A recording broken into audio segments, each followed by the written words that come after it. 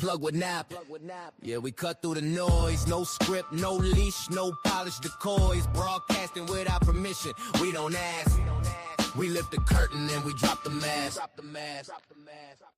Unplug with Nap. Well, hello there to all the good people of Ohio and beyond. This is Aaron Knapp, and you're tuned into Unplugged, broadcasting without permission. This is a place where the truth gets louder and we dig deeper, and where we always remember, be lawful, not awful. If you want the full stories, the documents, the videos, and everything they don't want you to see, head on over to AaronKnappUnplugged.com. My new home for every investigation, every episode, and every update. And while you're here, be sure to like the video, follow the page, and hit subscribe. And share this with someone who needs the truth. We're building something real here. We're building something fearless. And we're doing it together. Welcome to Unplugged. Let's kick this thing off. Well, hello there, guys. Good afternoon. Hey, it's Aaron Knapp here on this beautiful Friday. It's December 5th, Friday afternoon, right before the weekend. Hope you guys are enjoying yourselves today. I was putting together a podcast last night, but this one was a little bit, took me a little bit longer to kind of get through the mess. I had to go and find a few little pieces for it in my email. But today we're going to do a little bit of talking about the prosecutor, the sheriff, McCann, and tie a little bit back into Nancy Smith because, and JD, because it seems to continue to keep going right back to those individuals every chance I get to look at. So today we're going to talk about the lie that outlived the truth. And some false statements, they don't explode, right, when they're made. They start to sink quietly. They settle into files. They harden into like your administrative memory. And then one day, maybe it's, months, maybe it's years later, you wake up and you realize that statement has outlived the verified record. Okay, well, this story does not begin this year. It doesn't begin last year. This story begins in 2023 when a statement entered official circulation that, according to the documentary record now available, should have triggered immediate clarification. At first, it looked small, contained, administratively correctable, right? A sentence, a line in a report, a paraphrase being passed along. But over time, that sentence, has migrated from police documentation to administrative communication to a licensing review. A couple of them, actually, to an employment consequence. And every time it moved, it gained a little more institutional weight. It's not a story about disagreement. It's not a story about repeated correction being requested and not acted upon over time and time again, even though those things did kind of happen. Not once, not twice, but again and again and again and again, and Bueller. So, and the reason you're hearing this now in this form is because after years of inaction, the government made an observable choice. Not to fix it, not to clarify it, not to document any investigation, right?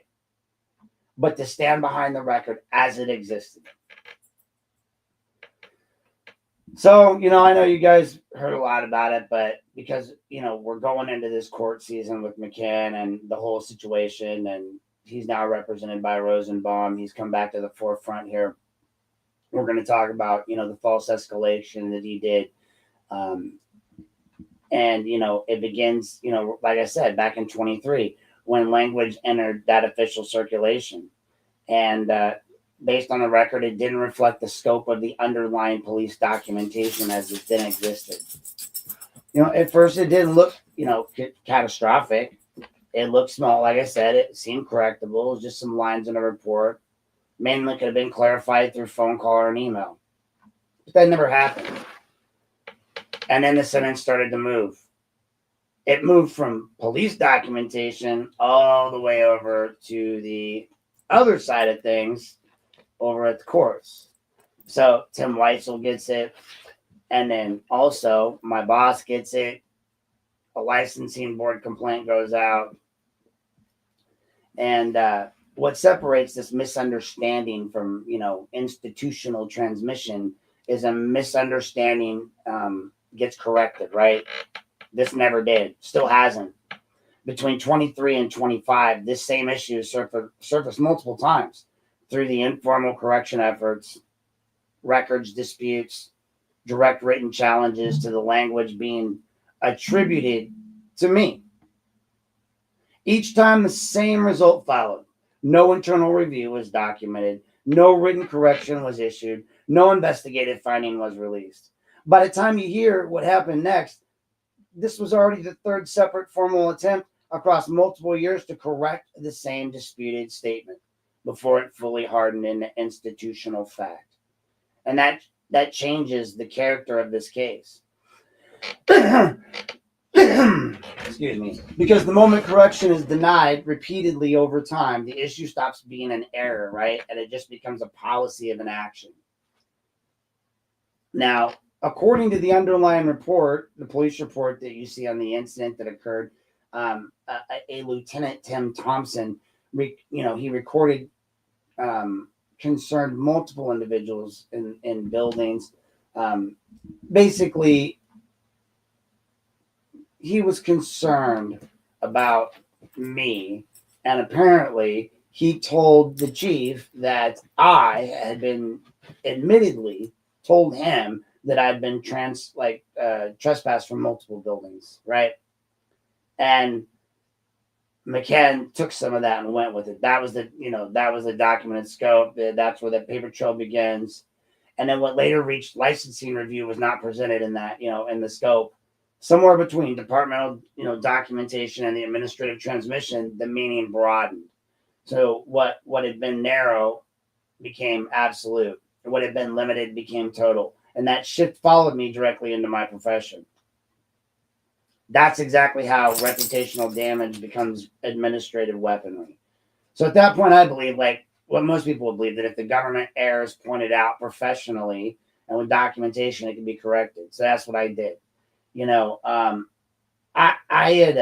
I believe this came from mistaken identity. Apparently if it's to be believed, and I don't know if I can believe anything they say anymore, but shortly after the event occurred at City Hall that led to this statement being made, Mayor Bradley had told me that they had apparently mistaken me for someone else, they claim. The problem is that,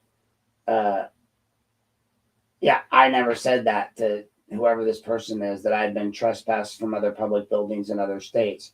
And so McCann transmitted that to my board as I admitted that I, had been trespassed from other states. And that's probably why I had moved so often. Not that, I got accepted to OSU for school, right? So on September 8th, I transmitted a written verification and correction request to the city council. I sent it to, some news people like the Lorraine Daily, Mike Mason, Noel Williams, Channel 19, Cleveland Scene, about 20 other recipients. And, here's what it, sort of reflects in substance. Like in one of Chief McCann's emails to my licensing board, he stated that Lieutenant Tim Thompson told him that I had been trespassed from other public buildings.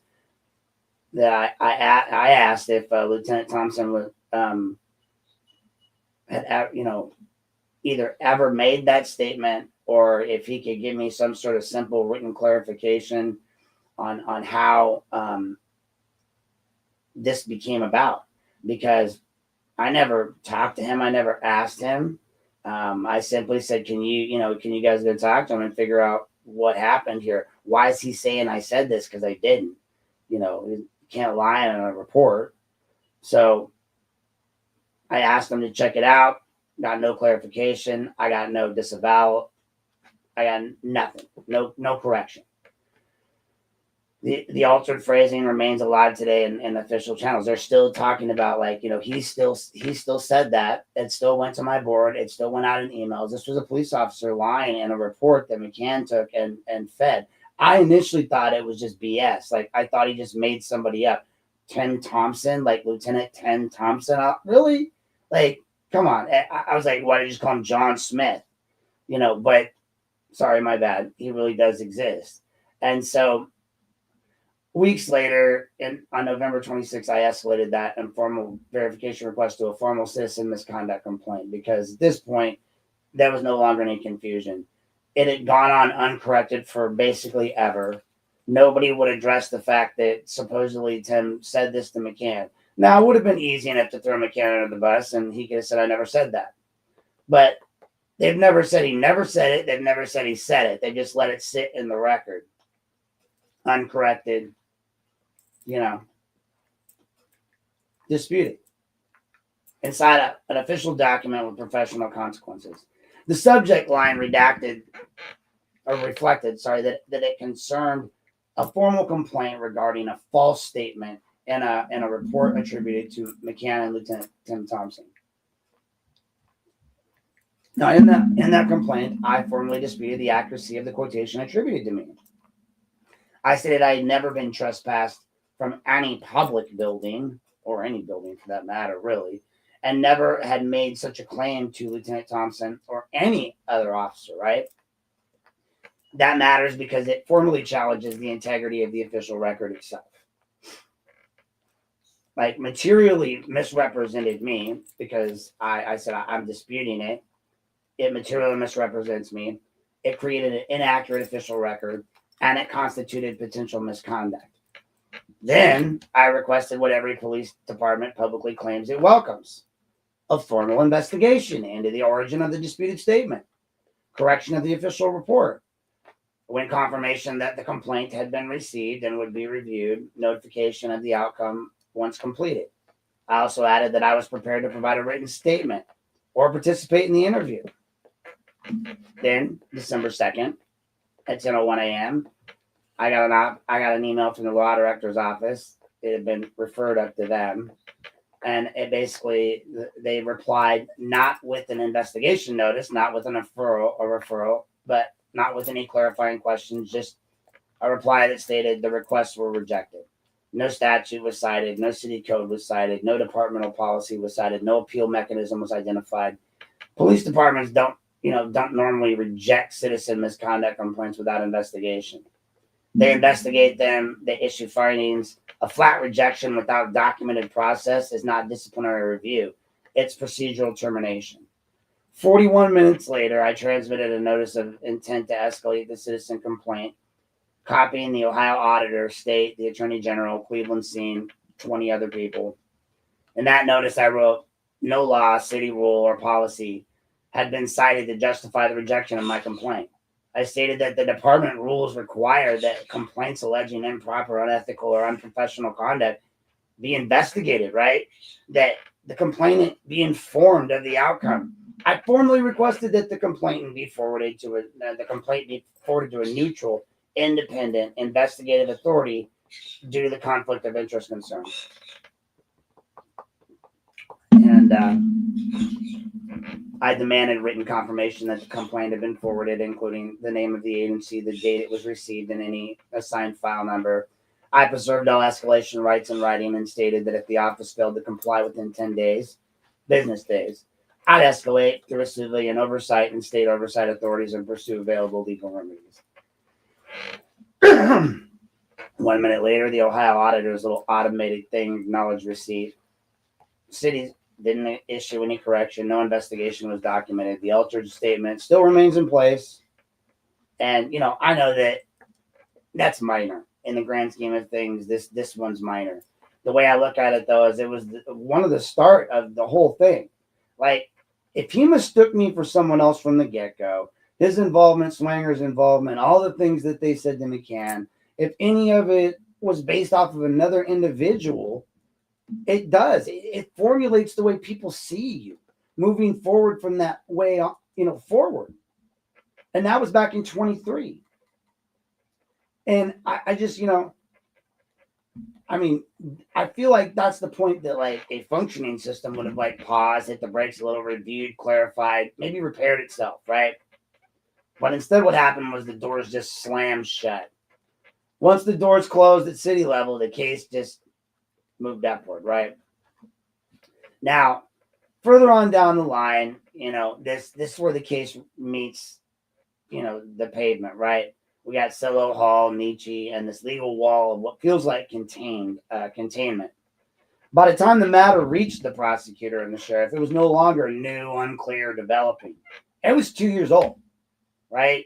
Like, I'd been trying to get something done for 2 years. Nothing happened. But then finally, when McCann was like, oh, or retired or whatever he did, I suddenly had access to these emails that they had been claiming for years didn't exist. Didn't exist. And then suddenly they're like, so 2 years of an uncorrected record, 2 years of an administrative transmission, 2 years of professional consequence. By 2025, the matter had already fully exited municipal administrative channels and entered the realm of criminal referral and constitutional injury.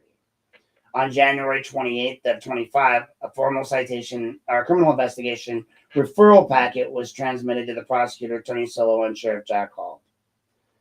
This was not commentary. This was not political speech. This was a mature criminal referral supported by a 2-year factual timeline, the city's documented refusal to investigate, the administrative transmission history, the licensing and employment impact, the linkage between the disputed statement and the economic harm. The packet explicitly requested outside agency investigation, criminal review, and charging considerations. Under ordinary prosecutorial standards, that referral requires one of 3 outcomes: a declination, a referral to another jurisdiction, or confirmation that an investigation has been opened. None of those things have occurred. No declination has been issued. No referral confirmation has been provided. No investigation was ever acknowledged. Weeks passed. February 1925, the same packet was transmitted directly to Mr. Anthony Nietzsche, the legal affairs guy for the sheriff's department, right? And he acknowledged receipt. Still, no investigation confirmation, no declination, no timeline, no explanation, just nothing. At that point, the referral was no longer lost in the system. It was just sitting inside it. It was sitting inside the prosecutor's office, the sheriff's office, the sheriff's legal affairs and internal oversight gatekeeper, and nothing moved. That's when the silence, stops being administrative. That's when it becomes institutional containment, folks. Right there. Right then. After weeks and months and all this non-response, I made direct contact with Prosecutor Silla. Multiple attempts were intercepted by his office. Like, I call, my calls go unanswered. No written status response is produced. But eventually I reached him directly. And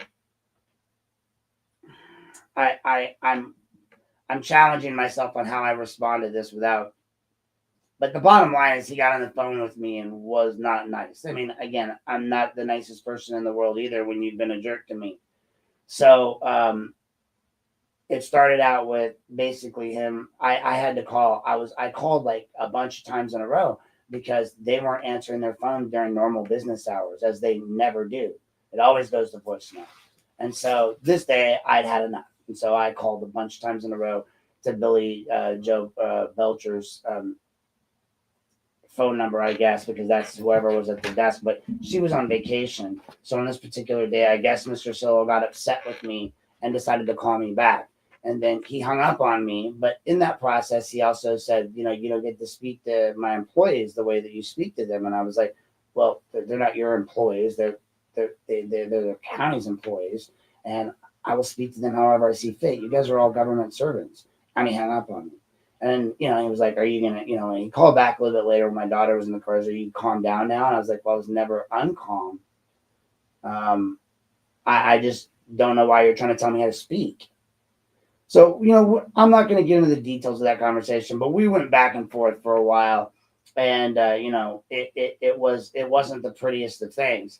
And basically the argument is somehow, just like with Ray Carrion, I don't deserve service because I've been mean to other people. So when Ray said on my front porch, he says, it's the asker, not the ask. All right. So I get it. I'm an asshole. So you don't get police service. You can get bit by a dog and we won't do a damn thing about it. But then, and when your neighbor, who at the time was a cop in another town, says, well, when the dog gets out again, can we shoot it? The cops were like, oh, no, that's bad. You can't just shoot a dog in the middle of the street. And then like 5 days later, that's exactly what Elliot Palmer did. And so, the hypocrisy was right. I literally just can't fathom the fact that they just can't figure out anything. I don't get any help there. And so Tony's telling me, basically, you're mean to my people. So why would we do anything for you? He didn't say that outright, but that's the insinuation. He's basically saying prosecution for you is going to have to be, if you're not nice, you're not going to get anything. I mean, they know that the case is fully developed. They know that there's a legal cause there. That's why they've all been passing it around. No one's ever denied it. I mean, Jack Hall literally read it and was like in agreement that the law was broken before he was the sheriff. Candidate Jack Hall had it before he became Sheriff Jack Hall. And then Sheriff Jack Hall got it. And then Prosecutor still has it, And the problem was, I was calling all those times because at this point, the judge had ordered back during the summer that this was to go to a prosecutorial review. And then I hear nothing. Every time I try to contact them, they silence me. Well, the reason they did that was, for a fact, one reason only. And they did it because they didn't want me, like, I went around them, basically. I took the file to the courts, and I had the courts write a... I'm not going to bore you guys with the process, but basically I went to the courts, and I filed my own criminal complaint. You don't need the prosecutor and the sheriff. It helps. It really does. And you would think after the amount of ass I kissed to the sheriff, like I could have at least gotten an investigation. But no, they didn't want to oblige me. I got a nasty email. So I went to the court, and I got, I think it's Judge Elwell or Ewers. I don't know. Garen will always correct me. The county one. I think it's Elwell. He signs it and sends it on up to Tony. And then they just ignore it. Well, of course they ignored it, because they ignored it when I gave it to him. The sheriff ignored it when I gave it to him twice. I mean, and his office had already had it, and J.D. Tomlinson's office had already had it. And every one of them pushed it off onto somebody else. Tomlinson's office pushed it off because of what happened there. Burge told in the letter to Van Sant that it fell on the law department. The law department said it fell on the county. It's just this pass it around. And then eventually it falls to Ray Carey, on the first guy that told me my services were dependent on who I was after I'd been bit by a dog. And basically when he was a councilman, and then, 6 months later, he's on the investigative team that's investigating me after I've already had all the information given to me by him.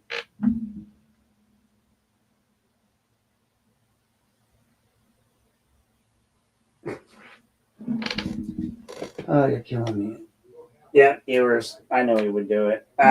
So eventually I reached him directly. I got a hold of Tony, and I was like, yo, I asked one procedural question. What is the status of the criminal referral?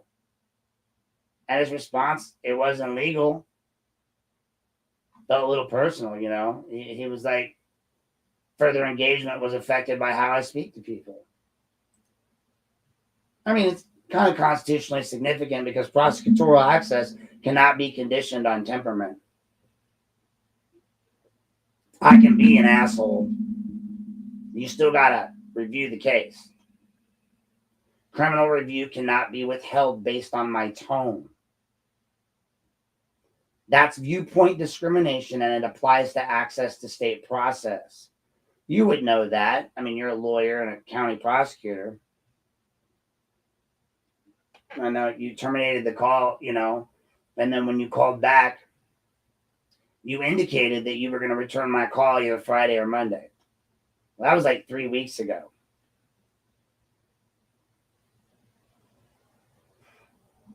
I haven't heard back from him. No phone call. I called today. I was not nice. I dropped an F-bomb.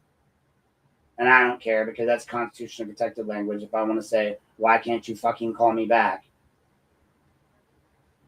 This is just how I express myself. So again, no return call from my elected representative. No return call from a duly representative of, a representative of the, the branch that's supposed to prosecute, send people to court. Earlier in this cycle, I had reached out to Sheriff Hall. He placed his refusal straight up in writing. He stated during that time before I went to the court, he stated he had no obligation to update me on the status of any investigation conducted by his office. Got it in an email. He didn't confirm whether any investigation existed. He didn't deny if one existed. He just refused to confirm either. At a later point, when I get a judicial officer, yours to come and issue an order directing this matter be investigated.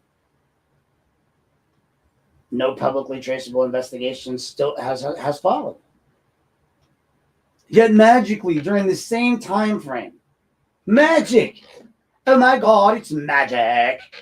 During the same time frame, Tony and his prosecutors have actively litigated unrelated matters involving me. They've litigated public record denials and just continue to do that. They continue with their clears exemptions. They continue with, slowly producing privilege logs that we had to ask for. Procedural defenses are filed. On one track, the institution moved. On the other, it remained completely still. The contrast is not coincidence, folks. It's just not. Like, it's bullshit. That's all I know. Is I'm just feeling like no matter what we do, it's just bullshit. Because an office cannot litigate, is not incapacitated. I'm sorry. An office that can litigate is not incapacitated. So if you can litigate against me in all of these other fashions, right, then you're not incapable of dealing with complaints. An office that can file, argue, and defend is not frozen by workload. This is selective non-enforcement by the prosecutor's office in Tony Sillo. And selective non-enforcement under color of law is an equal protection injury. That's it. It's definitively a problem. And if you want to know what happens when those types of things happen, color of law, well, if you'd have bothered to investigate Chief McCann's or ex-Chief McCann's case that I sent you multiple times, you would realize what it was. And you realize it's not an area you want to trifle with me in. I don't care if people certain people out there want to run their yaps about me. I'm not out here to be loved by everybody. I'm out here to do what I do. And, the bottom line is that this has gone on for quite some time, folks. There's been no denial. The disputed statement was entered official circulation in 23.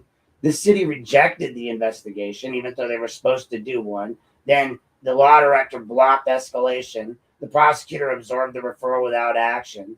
Then they managed to pull out some sort of an investigation with Carry On at its lead. But literally, it was supposed to be into James McCann, and the investigation was literally titled Knapp Investigation. Get the fuck out of here. Really? You couldn't even be bothered to hide it and put Knapp McCann, Knapp complaint, Knapp investigation. And that's what it was when you look at the timeline. It was everything I had supposedly done in their eyes. And it went all the way up to the prosecutor's office when JD was there. And JD's little clowns and goons, Resendez's little crew, kicked me out.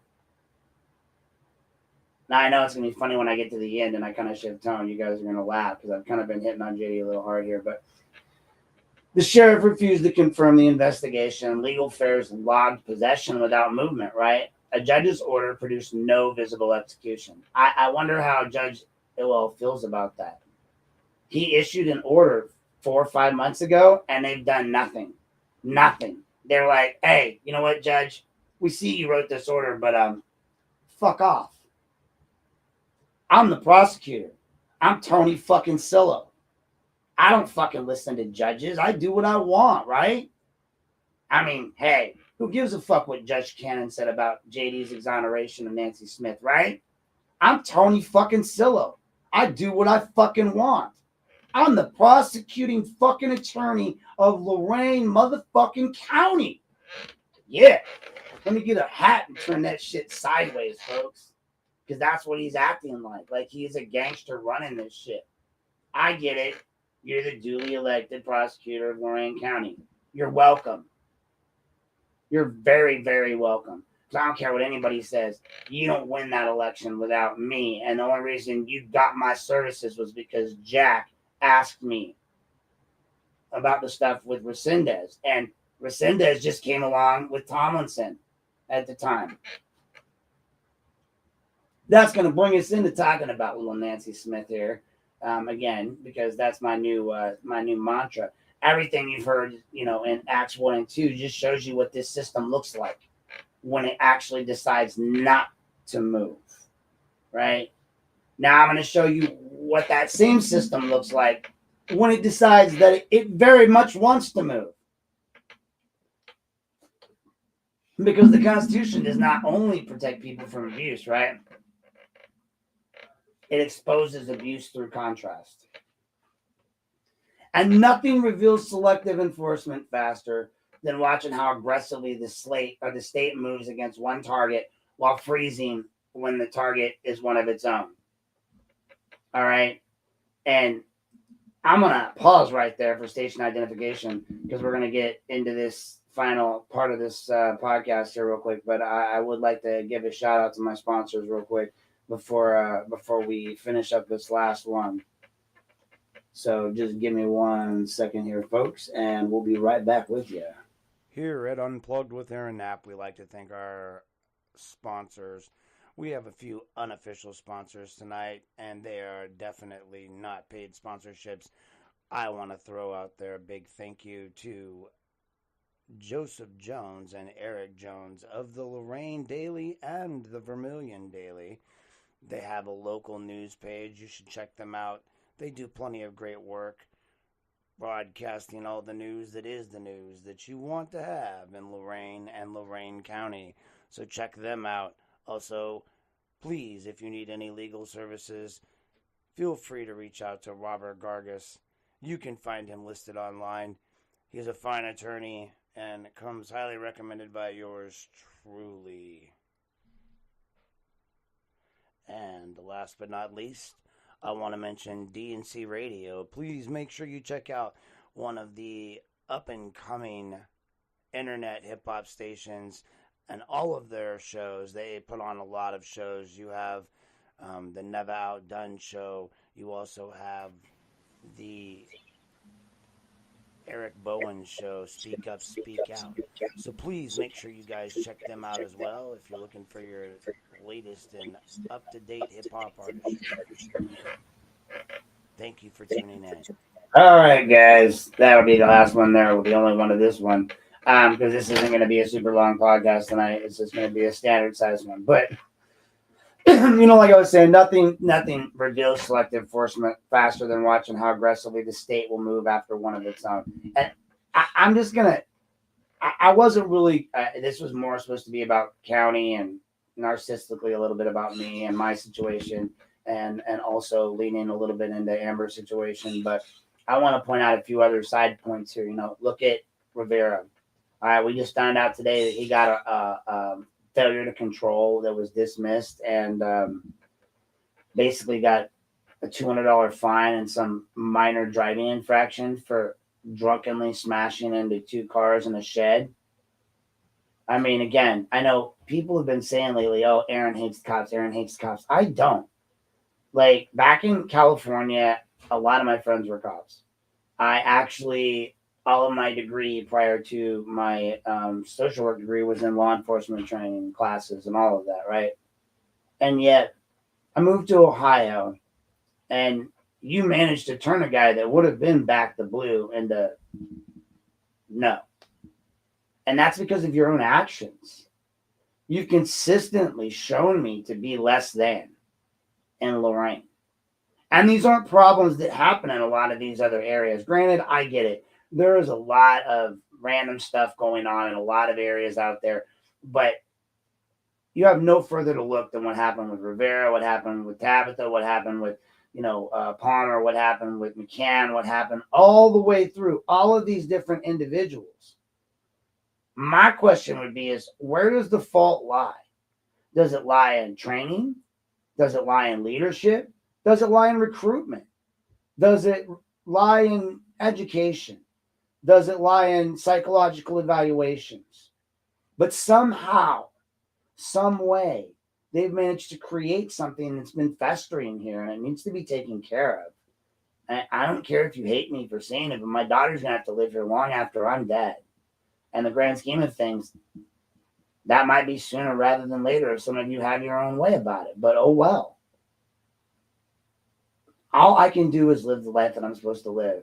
And, you guys will beat me up over a night of me getting my ass beat. But you'll let a Sergeant Rivera crash into 2 cars in a shed and get nothing. Nothing. There's not one soul out there. I'm sorry. Not even Tony DeMacchia would get away with what Rivera got away with.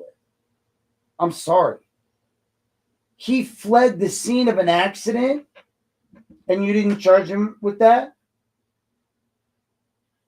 I mean, you guys can't charge anyone else ever for that. Okay, I get it. He got away because he got home and whatever. He told you a bunch of lies because he's a cop. And he told them to you guys that I'm supposed to respect. And you bought it. He got special treatment going to the hospital. And in the grand scheme of things, when I saw what Carissa wrote today about the charges or the lack thereof, I mean, you didn't even try to charge him with the fleeing the scene of a felony accident. Any of us do that and we're screwed. Oh, and then you want to brag in the newspaper. He's paid back $1,000 of the $15,000. That was just the car, folks. That was only the car. Nothing else, nothing more, nothing less, just the car. Not the other 2 cars, not the property damage, not the shed damage, which I guarantee you those people didn't get crap. But he's paid back $1,000. What's the dude make? $90,000, $190,000 a year? I mean, you demoted him. Did you take his pay down with it? Hey, Garen, that's a good thing to ask for. We need to see what his current pay is when they demoted him. Did they demote his pay, or did they just demote him? Did he go from being Sergeant Rivera with Sergeant Rivera's pay to Officer Rivera with Sergeant Rivera's pay? And then they said that he can't be promoted for 3 years? Oh, boo fucking who. I mean, I swear to God. Like, everybody was like, how did Aaron get home? How did Aaron get home? Everyone's like, oh my God, DeMacchia was at a gas pump and was drinking. Oh my God, Joanne Moon was drinking. Oh my God, Angel Arroyo, he got drunk and did a bunch. Well, okay, maybe Angel not the best of descriptions here because Angel kind of did some crazy stuff too. But he still didn't hit 2 cars. I mean, he didn't flee the scene of an accident. And then listening to him in that ops interview where he's like, I just thought, oh shit, yeah. Oh shit, oh fuck, I just threw away my entire career. But no, you didn't because, back the blue, right? And I said something today that I thought I'd never say. But I posted it with that story. I kind of regret it, but I'm going to leave it up because it's what I do. I said, fuck the blue no matter who, I guess. That's how you're making me feel. You guys are breaking my heart every damn day. You want me to cry for you and weep for you and spend money on drones for you and make sure you have the best body armor and the best weapons, because they couldn't do that for us in the military, right? Our parents were sending us money to buy the body armor back when I was in. But hey, you do you. You got all the best of everything. You guys got all these vehicles. You got everything, right? And the one time you had the chance to stand up and be decent fucking cops, the one time that I thought of all the times that you would do it, it was obvious. And even if it wasn't obvious, I've seen you guys stretch less obvious into more obvious so many damn times, it's not even funny. The fact that you didn't even try. You swept this bullshit under the rug. You gave him a $200 fine. You charged him for the car. You demoted him and said, all is fucking forgiven. I want to know what I gotta do to get that kind of treatment from them. That, arguably, I mean, like, the only thing worse he could have done was hit somebody. And even then, that might have been like, wow, he was tired. Yawn. Give me a break. Anyway, but nothing reveals selective enforcement faster than showing how aggressively the state will move against, one target while freezing out another. And that's where Nancy Smith really enters the story. Nancy Smith's family has existed inside the Lorain County justice system for more than 3 decades, right? That's 30 years. For you McCanns out there. 30 years of prosecutions, 30 years of appeals, right? That's 3 decades. 30 years of filings, 30 years of institutional pressure, 30 years of accusations that were never allowed to fully die. Sound familiar, right? I mean, well, my case is sitting in silence. Hers is never heard silence. Nancy and her daughter, Amber, have been hearing screaming in their ears the entire time for 30 years. This is a psychological warfare. This is some shit the CIA would do. It's not an attack on just Nancy Smith. And it's not a commentary on her guilt or her innocence. Or this is not an attack on Nancy Smith or a commentary on her guilt or innocence, right? This is just structural contrast for you guys to understand exactly where I'm coming from here. They won't go after a case that's obvious, that hasn't seen one investigation, let alone 30 years of investigations. But you've got this where they're going back after her and her daughter again for like the 5 millionth time. When the subject is a civilian family like Nancy Smith, the system, it didn't stall, right? It didn't await clarification. It didn't consult with the media. It doesn't issue silence. It doesn't freeze. It files. It charges. It litigates. It resurfaces old matters. It applies continuous pressure to the point where it breaks people for decades. Same prosecutor's office, right? They can't generate a case number or a declination letter when a police chief is accused, has shown relentless institutional motion when the target is a civilian family. Relentless. And again, I wonder why. I mean, again, I haven't gotten so deep into all those connections, but I know that there's a lot. And that's not speculation. That's institutional history, folks. That's ingrained, embedded into the fabric of Lorain County. Listen to the symmetry. In my case, city rejects investigation. Law director blocks referral. Prosecutor absorbs referral. Sheriff refuses confirmation. Legal affairs freezes the file. Judicial instruction produces no visible execution. Nancy Smith's world. Filings continue. Appeals propagate. Prosecutorial energy never, ever, ever, ever sunsets. I mean, I imagine, and again, the 4 years, I'm going to say this again. No, I know the irony. I really do. I'll admit it. I know the irony. that the institutional pressure never pauses. But the only time Amber, this is why last summer she was roller skating and having fun and acting like a child, because there was no fear of future prosecution by the prosecuting attorney. I mean, honestly, I think if you guys would have sold this story a little bit more, he'd still probably be in office, because nobody would have listened to anything I had to say. Ugh. What am I looking at now, Garen?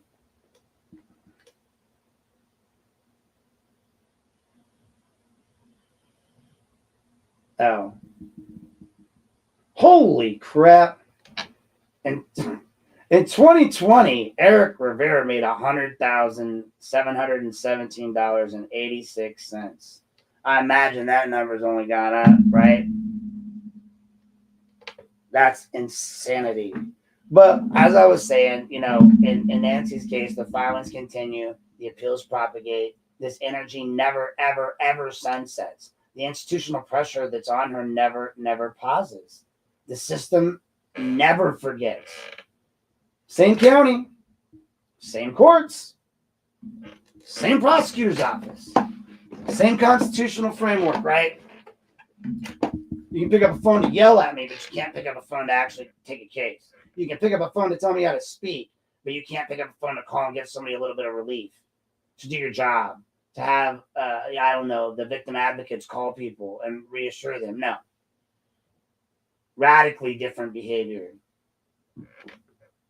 That contrast isn't procedural, guys. It's discretionary. It's political. It's exactly what 42 U.S.C. 1983 exists to expose.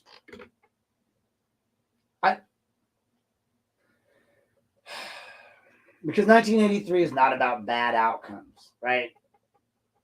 It's never been about bad outcomes. It's about abuse of power under color of law. Not bad outcomes, bad actors. And abuse under color of law is not proven, not by shouting conspiracy, but by tracking who the system consistently pursues and who the system consistently protects. Okay? I'm gonna say that again for the people in the back.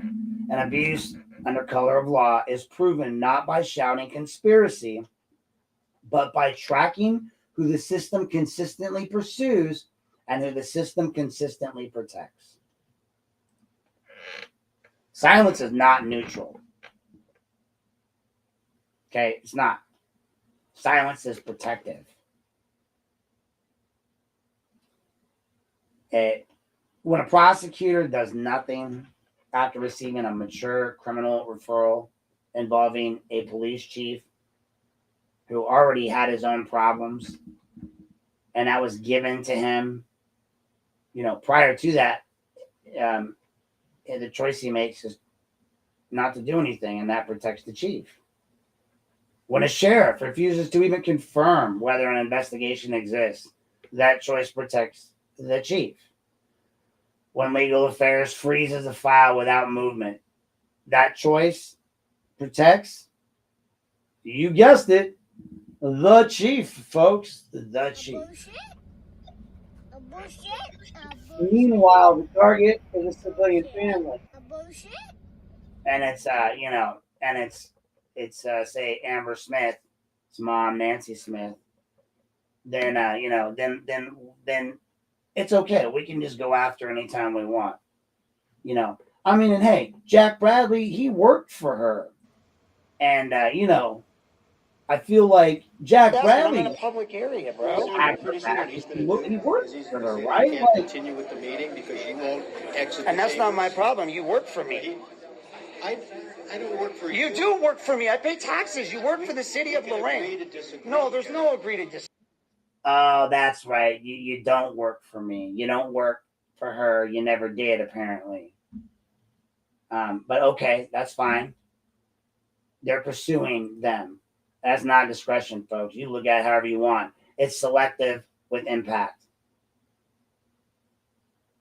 And it's in constitutional law, impact is everything. Everything. Like, impact is everything. Because the injury here is not only emotional, right? It's not only reputational. It's not only economic. It's the denial of equal access to state process, folks. That's it.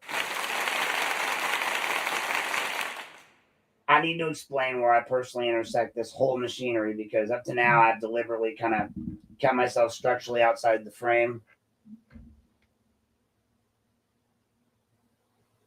And yeah, Garen's saying he got a big raise a couple of years later, but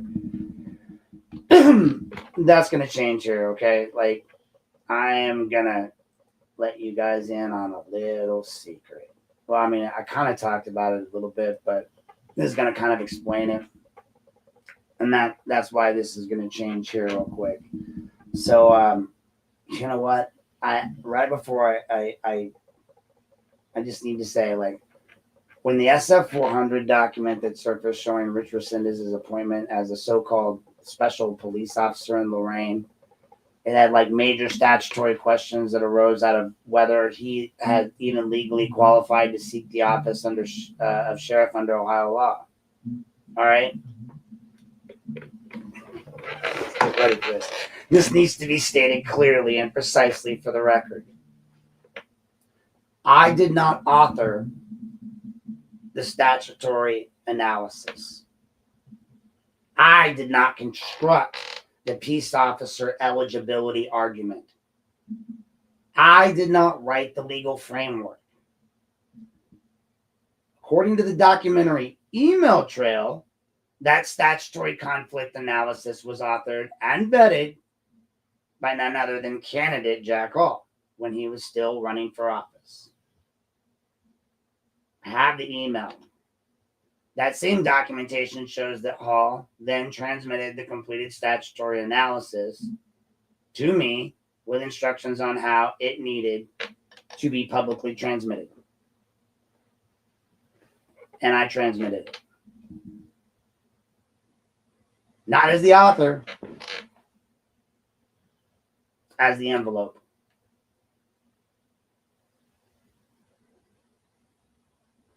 That act matters because for a period of time, I functioned. I want you guys to hear this. I functioned as a transmission conduit inside an internal power struggle that was already underway. Like many people, I was kind of used up in that. So let's move to German Villa. All right.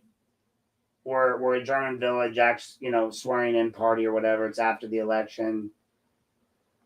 After all the inaugurations and speeches and the crowds and, outside German Villa, no microphones, no cameras, no crowd energy. There was just one private conversation between me, Jack, and I think somebody else he was leaving with. But, and that's where I was told directly that there would be a legitimate, unbiased investigation into Chief James McCann.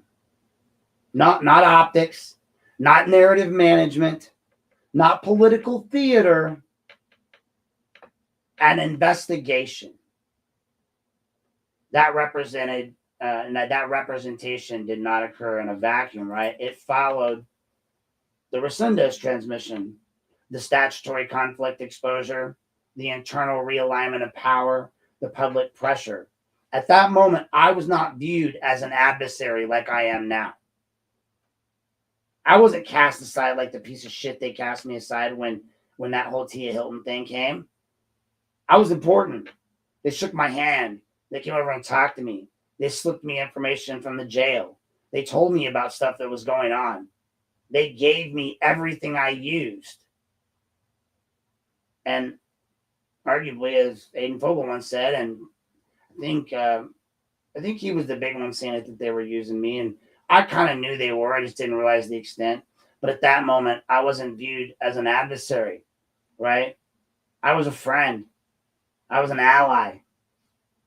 And more importantly to them, I was a conduit. That's the part of the story that matters the most, okay? The whole Resendez thing, it moved on, right? He ended up, I think, working for McCann for a little while, but that whole thing burned out. He lost. Tomlinson faced renewed investigative exposure, though, right? Tomlinson kept getting hit even after he got out of office. Civilians continued to face rapid denials and swift action in court. But not McCann never entered visible accountability, not once. Records slowed, investigations stalled, authority insulated. And right here is where the entire series stops being about individuals and becomes that architecture. Who gets investigated? Is it me? Is it Garen? Is it JD? You know, who is it? Who gets insulated? Who becomes radioactive? Duran. Who remains pocketed? You can all think of a lot of people like that. I mean, I'm sorry, and who remains protected. But for a time, I was a useful messenger, folks, up until that transmission began moving upwards instead of sideways. And that's when my position in the whole system changed. Because no system reacts accidentally, right? It reacts in defense. And once you strip the names away, what remains is not a conspiracy, folks. It's structure. It's walls, it's doors, it's insulation, and designated targets. And if you're still listening at this point in the story, you already understand that this was never about tone or temperament or personalities. It was about where power allows investigation to go and where it does not. The case no longer belongs only to me. The case now belongs to the question of whether the law applies equally to all. When the system refuses to move against its own, but never stops moving against the civilians, us, the people, it creates two classes. Those who are investigated and those who are insulated. Those who are charged, those who are given slaps on the wrist, like Rivera. That's not justice, people. That is a caste. And a caste of people, and not a good one. Not the kind of movie cast you see, but the kind they describe in the medieval times. Caste, king, queen, the royalty. They are the royalty. They sit upon their thrones and they look down on you like you're some sort of piece of crap that they rule over. Aaron can't know anything about the law. Aaron can't understand the way that we wrote this gun law. Aaron doesn't understand that it is, even if it is slightly unconstitutional, it's for safety. Aaron doesn't understand. I just don't get it, you know. But later, a judge ordered that this matter be investigated. That order exists, folks. I still have it. In Nancy Smith's world, judicial orders produce filings, hearings, rulings, and enforcement. In my world, the judicial instruction appears and disappears into executive silence. Same courtroom architecture, right? Same place. Same attorneys, same prosecuting attorney, same district attorney, same courtroom architecture, same building, same judges, different obedience. This entire saga began with a single sentence that never should have survived the record. A sentence that moved without verification, a sentence that professionalized harm, a sentence that would have that would have been corrected instantly if the subject were not inconvenient, me. Instead, the city rejected investigation, the law director blocked escalation, the prosecutors absorbed referral, the sheriff refused confirmation, legal affairs froze the file, and a judge's order produced no visible execution. I mean, Judge Elwell put out that order to investigate, and Tony and Jack just were like, fuck it, right? Who cares? No visible execution, folks. If I'm the judge, I'm mad. I did the proper thing. I followed the machinery. I wrote it the way I was supposed to. You know, the guy that's just a big pain in the butt that nobody likes. So I said Ewers, didn't I? Or I said Elwell again? All right, Ewers. Like, sorry, I didn't mean to give it to the wrong person. It's It's errors. Anyway, but Ewer's order produced no visible execution. Yeah, I know, right? I'm sitting here like saying nobody respects his orders, and apparently Aaron doesn't respect his name. So I do apologize, Your Honor. I didn't mean to keep calling you by the wrong name. I've been dealing with some stuff in Lorraine with that other judge, and I don't mean to mix you two up. About apologies. In fact, this whole podcast does not apply to you, Judge Ewers. You're a cool dude, Your Honor, with all due respect. So again, a judge's order produced no visible execution. That's not broken machinery. That's functioning protection. Set next to 30 years of relentless pressure against a family, the constitutional injuries, they become unmistakable. This is not one failure. This is design. Failure by friggin' design, folks. And I don't think it's it's not a coincidence that all of these people are tied together, right? Not a coincidence that you see these names together, that you see all the same names together. I mean, I don't think it's a coincidence that, McCann's attorney on this case is Rosenbaum, the very attorney that was covering, was county prosecutor when Amber Smith's case, mom's case went through. And that same gentleman has also been usually on the side of 149.43G record request, but he's not now. And also, he must recognize that, his extensive ties to Lorraine, Jack Bradley, this case, my ties to this case to her, my ties to Berea and that case, and the fact that I was investigating that case. Zero reason that he should even be on there. And again, you have to ask yourself as taxpayers, why are we paying for a lawyer for Jim McCann, who, well after his retirement date, when he's being sued personally? I'm not suing him under his job. That's what a beautiful thing in 1983 claim is. We're going to kind of brush up in here to JD now. And I know I need to correct, before I close, I need to correct the public narrative that continues to drift a little.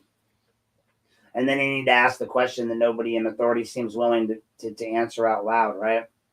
Publicly, as of this recording, there has been no one criminal prosecution filed against former Lorain County Prosecutor J.D. Tomlinson, right? They had that one, the case arose in October 24, that stemmed from the allegations involving a workplace relationship between him and Jim Battistelli, and the approval of $100,000 settlement from the prosecutors. I don't know if it came out. I guess they come out of the prosecutor's office budget. I know that the commissioners approved it, right? So the $100,000 comes out, it's done. Based on that handling, the Lorain County Sheriff's Office, under the prior sheriff, which was Stamiti, charged Tomlinson with tampering with evidence, intimidation, and attempted bribery. His chief of staff, Jim Burge, faced related charges. Because Tomlinson was the sitting prosecutor at the time, a special prosecutor was a visiting judge, were both appointed. And I'm just going to point out that I was a party to a lot of that. And I mean, not a party to, because I had nothing to do with any of that, but in joining in on that, I obviously reposted stuff. I posted stories about it, because no matter what they want to say, it was news. And no matter what I say about anything else that's happened, that whole scenario, whether it was a seductress, collecting JD into her spider web like the succubus that she is, or it was a timid victim being abused by the mean prosecutor, none of it matters, because it still occurred factually. But because he was the sitting prosecutor at the time, a special prosecutor comes in, and then we've got on November 15th to 24, the charges were dismissed at the preliminary stage after the key witness failed to appear twice. So, i.e. Jennifer. So the court declined to compel testimony due to the lack of proof of service. At the time, and this matters, folks, Jack Hall was not the sheriff. Tony Solo was not yet prosecutor. So then in 2025, after they both take office, Solo obviously won the election. You're welcome. And Sheriff Hall publicly confirmed that the newly formed Public Corruption Unit would be reopening the review of the Tomlinson matter. That renewed review was transferred to the Ottawa County Prosecutor James Van Gierken quite some time later for independent charging considerations. So recently, as of December, of this year. No new charges have been filed. But what kind of establishes a factual baseline? We have this dismissed prosecution. We have a reopened investigation. And right now, we don't have that second indictment, but we have the warning of it. And again, you're welcome. That whole thing went down because they slipped it to the Chronicle as they always do, right? And then they slid back over and said, "No, we're just gonna say we've got a special prosecutor." Well, arguably, I had no clues about this. I thought it might be about McCann. I thought just once, I gave into the idea that maybe they finally did the right thing. I just thought maybe like just once they would have done the right thing and they would be like totally doing the right thing. But instead, I got like just emotional damage. So I just, all right. I found out because I requested the files from the AG's office, who gave them to me quite a few. And so the and I got the documents from the AG's office in a records request that was legal, and they sent it to me proper, and they sent it to me properly redacted. Once I received it, I released it, and basically ruined their little surprise that they were going back after JD. And I was like, all right, I was introduced to a lot of different players during that whole time when I was with Hall, when I was with these other people. And again, all I feel now is abandonment from either or being attacked by everyone. And so again, I have nothing to hide. I have no reason to protect anyone, and I'm not going to continue to take it lying down. So, we get to this part that's not really settled by the court filings, but it's absolutely raised by public record, is why Tomlinson remains a target. There's at least, two unresolved threads that logically intersect that continues to focus on Tomlinson. First, that Battistelli litigation. Jennifer Battistelli filed that EEOC complaint and later pursued civil claims following her resignation. Those civil proceedings remain fundamentally separate from the dismissed criminal case. However, they continue to generate legal exposure, reputational pressure, and financial implications for multiple parties. One unresolved public interest question is whether or not the ongoing civil exposure, the discovery risk, or collateral litigation strategy could be influencing the sustained law enforcement focus on Tomlinson. Even after the criminal case collapsed at the preliminary stage, right? That's not an accusation. That is structural questions raised whether civil and criminal processes could run in parallel for years without resolution. The other issue I had during that time frame was, even though I liked him, Van Sant was a big dummy and was caught communicating with her. I'm just going to say, like, she keeps popping up in my friend requests and my date cycle on Facebook. I'm like, nope, left, nope, black, nope, not today, Satan. I'm not doing it. I will not be, she's taking down some great men. It wouldn't be shit for her to take down a mediocre man like me. So that is a structural question raised by whether civil and criminal processes run in parallel for years without resolution, folks. Second, the exoneration conflict, okay? Everybody wants to forget this. When Tomlinson was in office, and again, that's why I said they should have really played with this one for the win and let people really realize and understand what happened. When he was in office, now, arguably, his mentor, Burge, tried to do this before, and they stymied him. But while he was in office and directly involved in decisions that resulted in exonerations, reversals, and prosecutorial setbacks in other high-impact cases, those actions do not merely affect defendants, right? They affect prior convictions, prior prosecutorial strategy, prior law enforcement credibility, and potential civil liability. Well, she's suing him, so it is civil. That raised the unavoidable public interest question. Could renewed scrutiny of Tomlinson also be entangled with retaliatory institutional exposure stemming from decisions he made that undermined or reversed earlier prosecutions, i.e. Nancy Smith? And again, that's framed as an investigative question, not an assertion. I'm not saying that's what happened, right? But now we get to Silla. Silla didn't initiate the first Tomlinson prosecution, right? That predates him. I pointed that out earlier. Nothing to do with him. But once he took office, the pattern shifted from episodic to persistent. Publicly documented actions now include a withdrawal of Tomlinson from post-conviction proceedings. So he was, involved in that, and they removed him. Escalation into a fraud on the court allegations tied to the filings made under Tomlinson's tenure. Forced removal from private representation based on prior prosecutorial conflicts.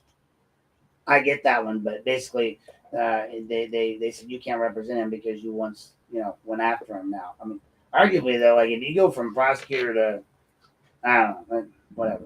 Anyway, if that guy feels okay with him, he's like, man, you kicked my lawyer's ass, and I want you to be my lawyer. Like the client should be able to say it. But he did that, and he went in the paper and did it, front page, right? Because it's again, it's how you do it. Make him look bad. Fraud on the court. Can't represent clients. Cooperation with broader state and federal probe structures overlapping Tomlinson's administration. Individually, any one of those actions can be defended as just discretionary crap. But collectively, they form what appears, again, just saying, appears from the outside to be a single-minded institutional fixation on J.D. Tomlinson's prior authority. This is where that motive analysis becomes unavoidable, right? Because at the same time, this sustained focus continues. The system that's shown relentless energy towards them has shown documented paralysis on McCann, silence on referral, non-execution of judicial instruction, and total insulation where power currently resides. That contrast is what creates the core public question. What does momentum, or why does momentum exist in only one direction? Is it about the civil liability exposure? Because you guys are getting sued by Nancy Smith and the county's going to have to fork over millions of dollars? Is it a political realigning? Parties, people, political people, and allies shifting? Or is it retaliatory institutional defense? You hurt us, we hurt you. Or protection of present-day authority structures, right? Wow, can't have these things coming down on our watch. These questions are not going to be answered by a press release. They're only going to be answered by pattern behavior across time. That's it. And the pattern so far here is unmistakable. Tomlinson remains under sustained legal and professional pressure even after the criminal dismissal. I mean, last time I checked, that whole, what were they calling it? Double jeopardy. They're not going to go back after him for her, according to the affidavit that I received from them, the AG's office, that was sent to the prosecutor guy over in Ottawa County, was that they were looking at him into that whole thing where it was, the whole dishonesty aspect of things. I don't know. But now then you get to McCann. He was the sitting chief tied to my own referral, and he's never entered visible accountability at all. Not once. He retired and nothing. And then he gets Rosenbaum, the prosecutor guy on the Nancy Smith case, as his lawyer. Okay. Whatever. And it just so happens that Jack Bradley was her lawyer, and then Jack Bradley's also voting with Ray Carrion to approve this guy to be her lawyer. You guys want me to believe all these people don't like each other, and everybody keeps talking about that, but they all sure seem to be like kissing cousins to me. Anyway, that's for another day. That's not, but then again, this is not a comment on guilt. It's a comment on direction of force. I want to end this, where accountability actually lives, though. It's not about personal loyalty to anybody, especially not Tomlinson. This isn't about party affiliation, Republican, Democrat. It's not about personality. This is about who the system pursues relentlessly and who the system refuses to touch. Because justice is not measured by how aggressively the law moves when it's politically convenient. Justice is measured by whether it moves when it is institutionally uncomfortable. Justice is measured by whether it moves when it is institutionally uncomfortable. That's what I'm saying. And right now, that's the only reason that this still matters, folks. Oh, boy.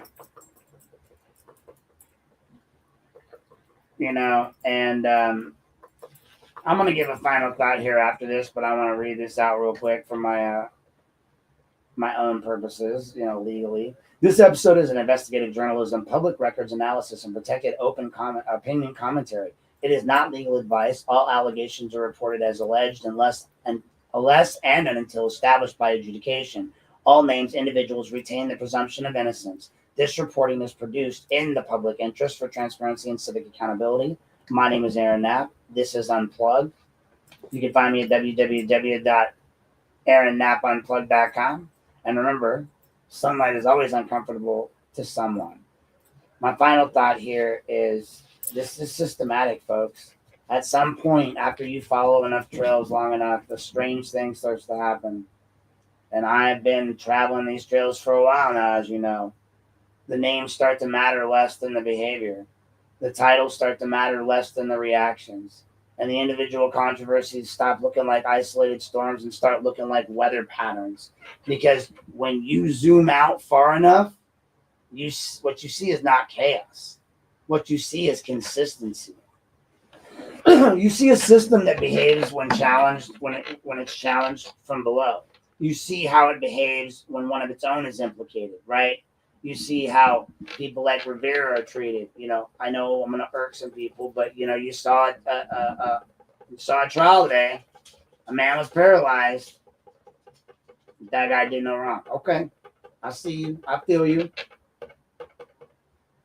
But yet, anyway, I just don't understand, like, how, you see people sitting in cars at gas pumps and they get off and, a person brings an open container into a building, but then another person has a firearm off site and that reacts different. You guys are nothing but contradictions.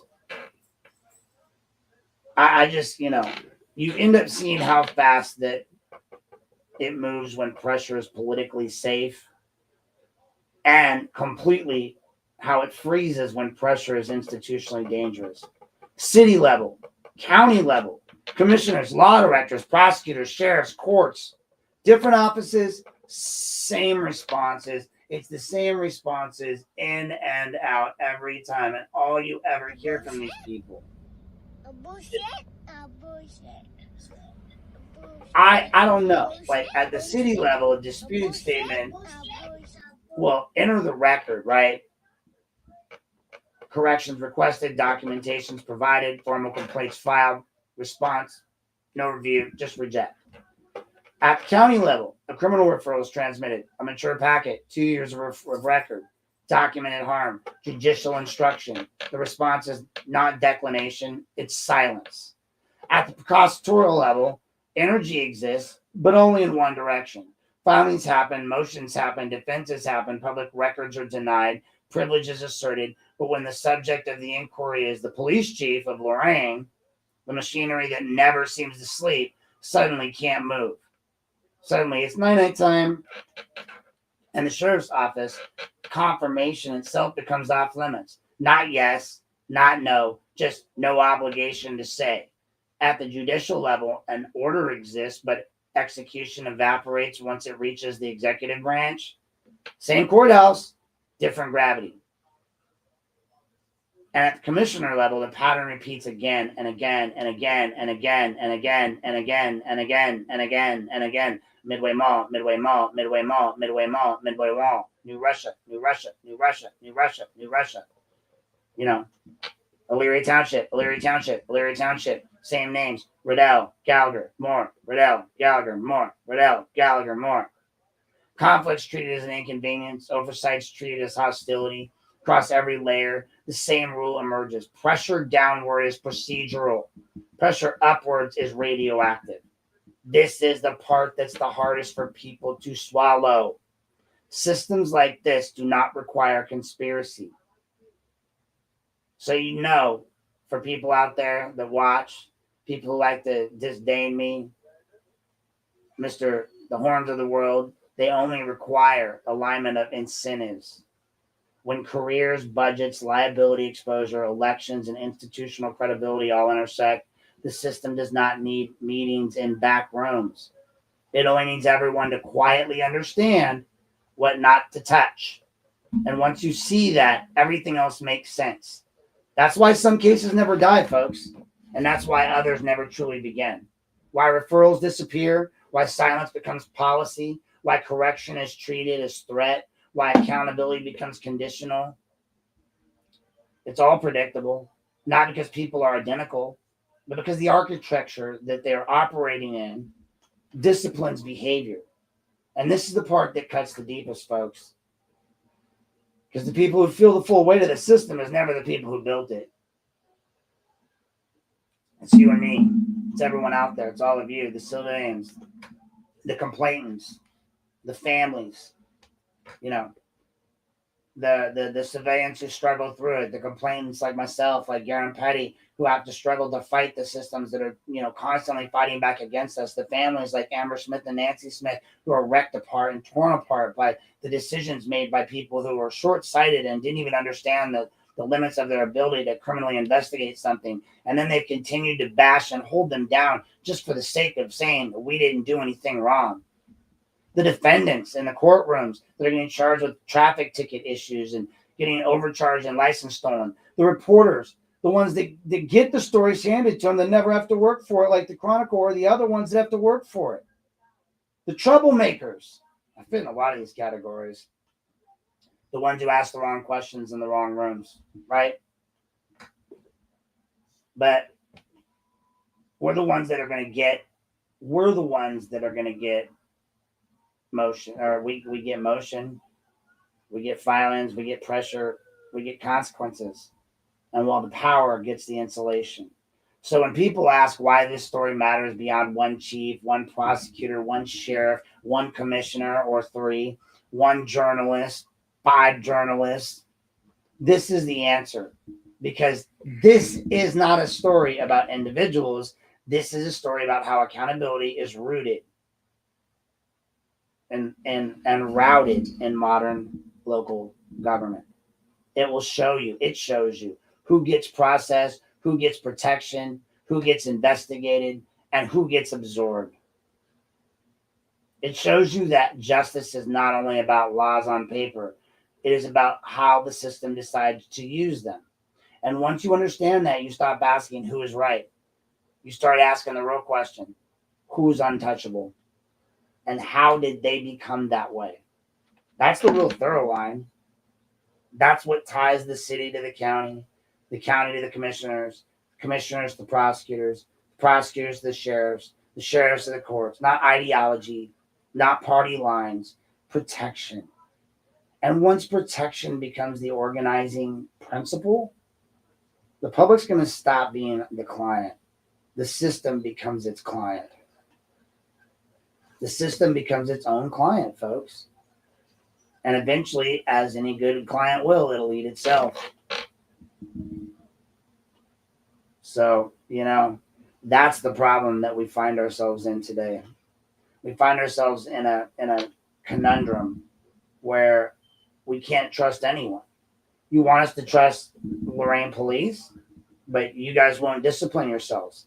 Sheriff Hall, you want me to trust you, but yet, where's my investigation that was promised? I'm speaking from experience. I can provide all the emails that show that I helped out along the way and the integral roles I played.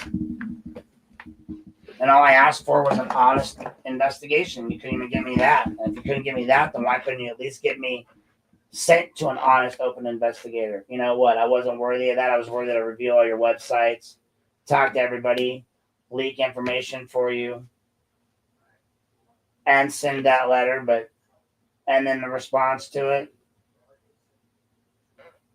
But I'm not good enough to get an actual investigation. I was good enough to go after the whole Tia thing. I was good enough to not talk to you for a while until I demolished everybody along the way. And then you called me up to tell me that, oh yeah, you knew the tax wasn't going to pass, and why?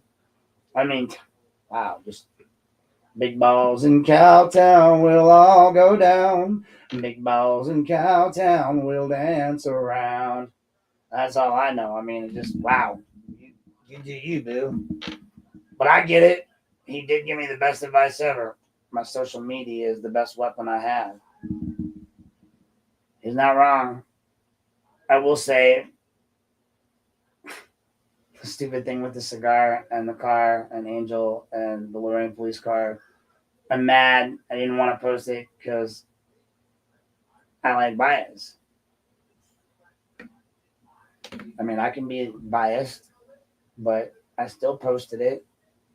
I don't see his page. He's had me blocked since day one on his election page or whatever, which he has the right to do. I'm not sure why he's still posting stuff on there, but that one crossed some lines, folks, and apparently even an ORC. I used to smoke, so I don't really look at it the way I know the health ramifications is what concerns me the most about it. But I was like, whatever, he's smoking in their car. I didn't really think about the aspects of it until the person that sent it out to everybody pointed out that it was illegal, and he's right. It was against policy, both city and police policy. So there you go. I did the little mini story on it and put it out there. In the meantime, guys, all I can say is thanks for tuning in. I appreciate you. Check in soon, often. We're working on the format every day. I'm working on how to figure out how to get a guest in here. But in the meantime, be lawful and not awful law enforcement. And just understand something. When it comes to this gun lawsuit, we brought this because what they're trying to do is whittle away your constitutional protections. All they did was increase a few M1s to M2s, mess around with, concealed carry stuff, and then made some statements that refer back to a 2022 law that's no longer applicable because the state dropped it down. Mark my words, this will get sent away. They can't win this. Oh, and I've already been in touch with Buckeye Firearms, and they're going to be, taking a very strong interest in this case. So, again, believe what you want. Hate me all you want. I'm not wrong, and I haven't been. So thanks for tuning in, guys. Always watch and always record. Make sure you guys get a body camera. Always protect yourself. Make sure you hug your loved ones before you go anywhere, and you guys make it a good night. Thanks for tuning in. This is Aaron Knapp. I'm here with Unplugged with Aaron Knapp. We appreciate you guys, and we'll see you next time. Unplug with Nap. Yeah, we cut through the noise. No script, no leash, no polished decoys. Broadcasting without permission. We don't ask. We lift the curtain and we drop the mask. Unplug with Nap. Yeah, we cut through the noise. No script, no leash, no polished decoys. Broadcasting without permission. We don't ask. We lift the curtain and we drop the mask. Unplug with Nap. Yeah, we cut through the noise. No script, no leash, no polished decoys. Broadcasting without permission. We don't ask. We lift the curtain and we drop the mask. Unplug with Nap.